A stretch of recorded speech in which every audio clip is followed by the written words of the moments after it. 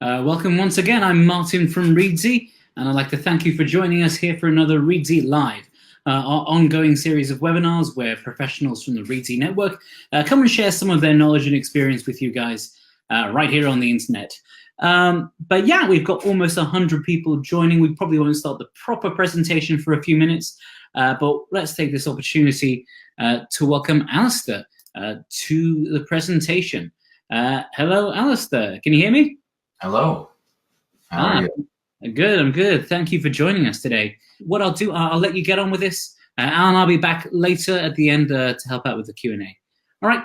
Thanks, Allister. Thank you. Well, hello, everyone, and welcome to my glamorous basement office. If you hear a strange hammering sound in the background, there's a large gray cat attempting to batter the door down. And if I let him in, this won't go well. So just ignore that. I'm happy that you have decided to be here with me today to hear me talk about 5 things you should not do when writing a mystery. Of course, we could flip that around and call it things you should do and be more positive. But either way, I hope you learned something good. And I'll be answering your questions afterward and possibly throughout, should you have any. If you see my eyes straying to my left, it's because I have this entire talk all nicely laid out on screen, and I'll be scrolling down. So I've been editing crime fiction since 1998, so exactly 20 years almost to this month. I was the editor of a small Canadian press that started a mystery imprint in 1999. We discovered there were hardly any publishers putting out Canadian-themed mysteries at that time, so we developed a bit of a niche market that told me a lot about how to niche market crime fiction. And we did that for about 13 years until the company was bought by a larger one. I worked for them for 2 years and eventually in 2013 went freelance, moved to a small northern-ish town where I continue to edit a lot of mysteries, partly thanks to the great clients that I get from our friends at Reedsy. So though I was not an avid crime fiction reader before getting involved in this genre, I've learned a lot about how to put together an interesting, distinctive, and I think that's the key thing I'm emphasizing here today, mystery or thriller. And there are many factors to consider right from the moment that you conceive of the idea that you want to write such a novel or a series of novels. Now, even though I'm no longer a submissions editor with a giant stack of manuscripts on my desk, I still see a ton of manuscripts. Most of the mysteries I read and edit, like most of the books I edit generally, end up being pretty good, serviceable at worst. I'm not a snob who's looking for the next Cormac McCarthy or Toni Morrison. I'm looking to help publish novels that are interesting, tell a good story, and are moving in some way. So talent is a factor, but it's not everything. Following the right steps, working hard and intelligently, and planning are just as important to writing a good book as natural genius. And I'm sure you all know that by now. But take heart. Having said that, these books ends up as good reads after the author and I work extensively on them. That's the good news. The bad news is the marketplace for all kinds of fiction is really crowded now, despite the decline of smaller traditional publishers, because self-publishing has exploded during the time that I have been an editor in recent years, mainly due to technological improvements that have made it easier to create, upload, and print books. And crime is a big, busy genre. It's one of the most popular genre fiction areas, along with science fiction, both in self-publishing and with large and small publishers around the world. Lots of agents look for crime fiction as well. Lots of people are writing books in the various subgenres of crime writing, and a lot of those end up on my computer as well, the main ones being cozies, police procedurals, and other subgenres like legal thrillers, noir, hard-boiled, medical mysteries, historical mysteries. It's a very crowded marketplace. And now the self-publishing is easy and can be done more cost-effectively. The market is splitting at the seams with really good mysteries, and they're clamoring for a piece of the reader's attention. No crime fiction aficionado, no matter how devoted, has time to read more than a tiny fraction of the avalanche of what's out there. And they're also devoted to reading their series, which means that if you make a fan, that fan is going to stick with you for book after book. This is a huge advantage to you as a writer, because you can develop an audience that will stay loyal to you because they love your protagonist or the concept or the setting, or just the way that you tell a story. So there are lots of things a writer can do to make their work stand out in general, both to readers and to submission editors and agents. The obvious ones are developing the craft to become a skilled writer, of course, in terms of compelling storytelling, poetic writing, if that's your bag, careful plotting, interesting characters and points of view. In crime fiction, though, there are even more considerations than when you're just writing a piece of general literary fiction, because it's a genre with many subgenres and some crossover even with literary mysteries. As with science fiction, an author would be best advised to consider which specific reading demographic within that umbrella genre they want to target. Because while crime fiction readers do read in the different subgenres, there are some who are also devoted 100% to a specific subgenre. A cozy reader may be very passionate and read nothing else but cozies. So you have to take this extra layer into consideration rather than just simply writing the best book you can without worrying about audience. So I'm going to be talking about big issue 5 points here, rather than the technicalities of writing, which of course apply to all genres of fiction. POV is a constant debate. Do you stick with one main narrator or a person whose eyes we see through? Is it okay to have scenes that stray from one character's POV so you can show other key events, first versus third, omniscient versus limited? But that's not what I'm delving into here. I'm going to talk about mistakes that might keep your mystery and crime fiction from finding a publisher and finding a market because it's not distinctive or not planned well enough or doesn't follow the genre's requirements closely enough or follows it too closely. And of course, what you can do and what you should think about to make your work stand out right from the moment you start to plan that series. Now, if to any of these points seem really obvious to some of you, then I think that's great. But you'd be surprised maybe by how many people, even very experienced writers, seem to neglect to consider them before I see, a finished draft of their novel. So here we go. Number 1, do not neglect to do all of the necessary research for the background of your story. This is most important, of course, with procedurals. Don't do a police procedural or have any police content without extensively researching it first. Many authors over the years have given me the email equivalent of a blank stare because they think they can make this up based loosely upon what they've seen on fictional TV crime shows. But if police are doing things that cops in the jurisdiction you're portraying just don't do, even something like the way Miranda rights are read, or how long you can hold a prisoner without charge, you're going to lose picky readers. And many genre readers can be very, very picky and very critical, as anyone who has a novel on Goodreads knows. Many authors who are serious will contact their local police force to ask if someone wants to volunteer to consult, read the manuscript, correct incorrect procedure or behavior. Some cops actually find that a lot of fun. One of my most successful authors is a woman named Barbara Fradkin, who has won Canada's top crime award twice, I think, the Arthur Ellis Award. And she has an Ottawa-based procedural series. She used a consultant who checks all the police content. She did this before she got published, as far as I know, and she took this really seriously from the first draft. This may seem less important with cozies, which are very lighthearted and often a bit unrealistic, with normal people finding corpses in book after book. But even then, if police behavior is totally outlandish, unbelievable, or buffoonish, which is what a lot of people do, they often have the police act like total incompetence. If that's happening to the point of distraction, it can be off-putting to readers who might feel the plotting is sloppy. The same goes with other very specific subgenres: legal thrillers, medical thrillers, which are often written by people who have a professional background in that field.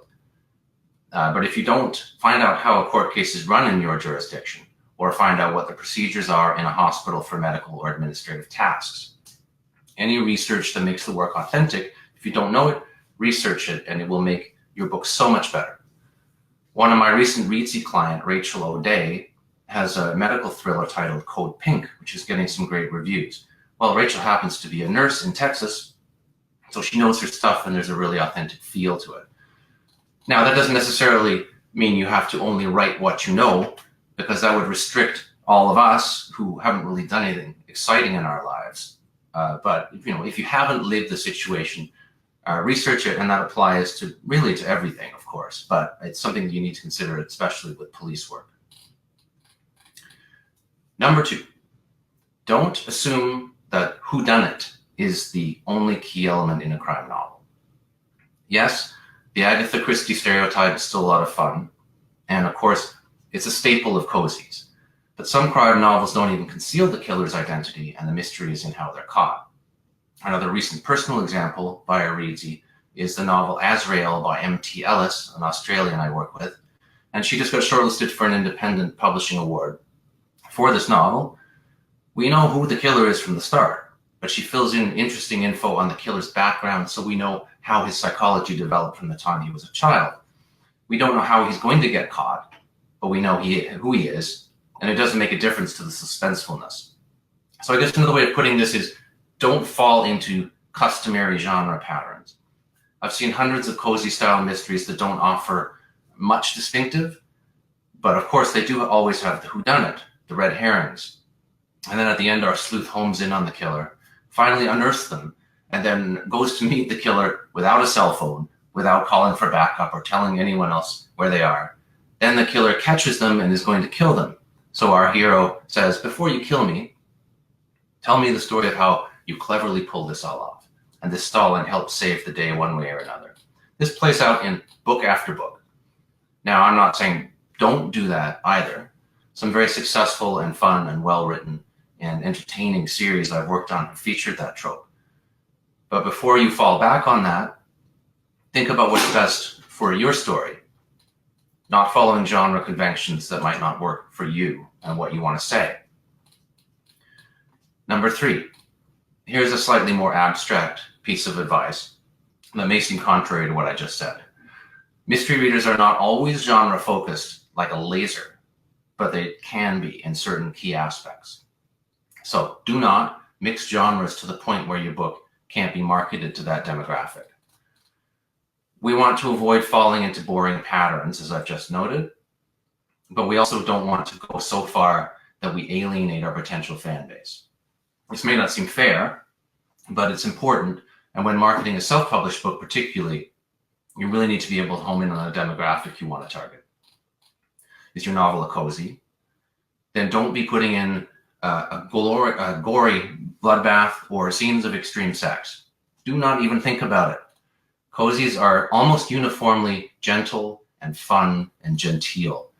If you have some XXX erotica going on in there, you are probably going to get in trouble. Don't have people's eyeballs getting gouged out or heads being hacked off, Game of Thrones type stuff. As much fun as that can be, scenes from a Saw movie, just don't do it. But on the other hand, if your book is supposed to be traumatic, and it's real, it's raw, it's an episode of The Wire mixed with Californication or something, and you're a naturally reserved person who blushes when you see someone's butt appear on screen, then you have a problem if you can't be real and visceral and gross when you need to be. I know that myself, I would have trouble writing sex scenes. I just don't have that ability to write freely and authentically about it. I mean, I was born in England. Maybe that explains it. I don't know. I do okay editing them, but writing one, I don't know. So if that's the kind of book I want to write, I had better learn. So avoid making a cozy procedural hybrid that can't figure out which one it's going to be, because readers are going to notice that. Number 4, don't necessarily use stereotypical settings where mysteries and dramas and comedies and sci-fi are set. This might seem like kind of an odd point, but this is a real favorite of mine to emphasize. This really affects more when you're conceiving of your story, when you're deciding what you want to write about and where you want to set it. Draw upon your experiences or your imagination. If you don't live in Brooklyn, why are you writing about a New York private eye? A lot of us complain, well, I complain, I assume others do, about how many movies, say, are set in New York, and if not there, in LA, and if not there, maybe Chicago, if it's an urban setting. The world simply doesn't need another crime novel to take place in New York, to be honest. Or if you're British, in London, or Canadian, Toronto, or Spain, Madrid, So unless you're from one of these places or have a personal connection, why bother? There is an alternative. The fact is, offering a distinct new setting that may be exotic to readers sets you apart. It gives you a more interesting material, and it gives you a really good marketing hook. I spent over a decade publishing books set in places like Sudbury, Ontario, which is just down the road from here, and Victoria, British Columbia.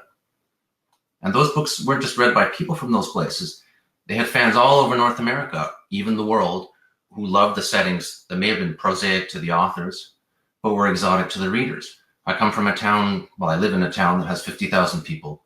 There's an author from here named Giles Blunt, very well known, has a TV series on our major national network now, based on his series, and it's set here right in little old North Bay, under an assumed name. Another famous mass media example is, of course, Breaking Bad, which is probably the first thing I've ever encountered set in Albuquerque. But the distinct cultural mix and geography of that place were part of the show's hook, a huge part of it. It's the same in fiction. You may find people who disagree with this point I'm making, who think that New York can be sort of a conventional blank canvas, a fictional playground for authors who don't want to bother with providing or researching a sense of place, who are more interested in character than making the setting almost like a character in the book, which can work really well. But those authors aren't doing themselves any favors necessarily in attracting readers hungry for something different when they go online to find their next read. And remember, it's a crowded marketplace and you do want to stand out. Number 5, although I do have a couple of bonus points that will be following here. Don't necessarily write your book specifically as a one-off with no series or series potential. Unless there's some super compelling reason not to do this, like it's a true story or something like that, why limit your future success by boxing yourself in? The mystery genre is definitely still based on series. Of course, it's possible to have a piece of crime fiction that doesn't lend itself well to that doesn't have characters that can continue on in other books. If that's what happens, then fine, if you're comfortable with that. But say you're successful with that book, people will want more because that's what they're used to getting. Think about what your protagonist and other key characters is interesting enough to carry over.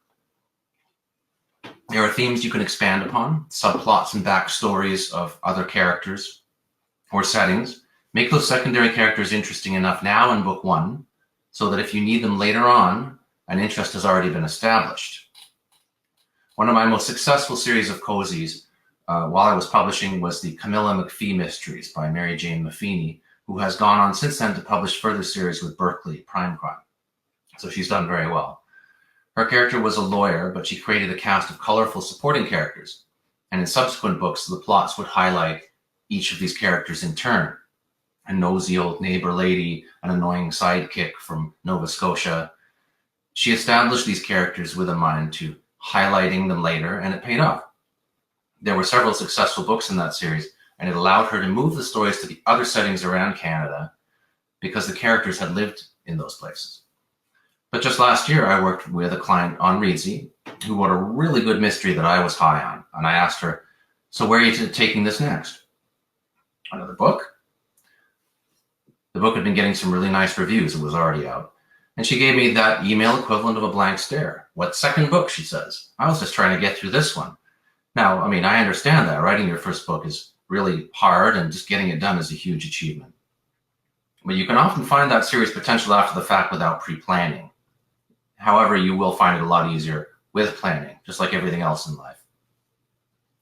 I have a couple more. Those are 5 things to think about. I suppose they're not so much don'ts as things to really think about when you're planning a crime series. But I have a couple of bonus points here before we move on to any questions you might hopefully have. Plausibility is a big issue in crime fiction. Don't avoid considering the plausibility of your story and the concept. It's easy to make a police procedural believable because that's what cops do. They deal with crimes. It's their job. Where things get dicier with crime fiction is where cozies are concerned. Because yes, it's absurd that a pet shop owner would continually be involved in finding bodies all over the place. It just is. Still, is there a way that you can take some of the absurdity out of that by making the situations more realistic? Maybe there's different ways that the deaths happen that not all are crimes or murders, or just something to mix it up. This is just something to think about. I mean, mind you, it's kind of a moot point in a way, because as I said, the absurdity of that same situation presenting itself over and over again is pretty well accepted in the genre, and it's all part of the fun, really. But in that aforementioned Camilla McPhee series, for example, she got around that by making her character a lawyer who runs a charity for victims of crime. Now, that sounds very serious, but she's going to come across crimes. Nonetheless, because of the lighter tone and the pretty intense humor, the humor like on every page, it's definitely a cozy mystery series, and a very good and celebrated one. Finally, my last point is, I guess, something of a plug for my profession, and the fact that you're already watching this means I assume you already know all this. But there's things I like to emphasize with everyone. If you're working with an editor and they've done some developmental work with you, and you're happy with the plot and pacing and all the stuff that I mentioned above, if you plan to submit to publishers and agents, please get a copy edit done. It's too competitive out there not to put your best work forward, as polished as possible without horrible errors, and it has to be formatted as well. It doesn't have to be perfect at that stage, but it should be close. And I think there are just still too many people not taking this step. You could have a really great story, but bad punctuation can really mess up your chances when you're sending stuff in. Maybe you don't want to do it because you know that if you get published, the publisher's going to do a whole round of extra sets of editing on there. And I know that it's a lot of money, but it's definitely something that should be considered if you can't afford it.